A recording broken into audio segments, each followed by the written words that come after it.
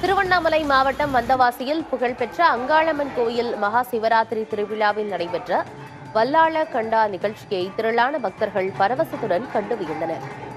பழமையான இக்கோயிலில் ஆண்டுதோறும் மகா சிவராத்திரி என்று நடைபெறும் மயான சூறை விழா புகழ்பெற்றதாகும். இந்த ஆண்டு திருவிழாவில் முதல் முறையாக பள்ளி மாணவிகளின் நாட்டியாஞ்சலி நிகழ்ச்சி இடம்பெற்றது.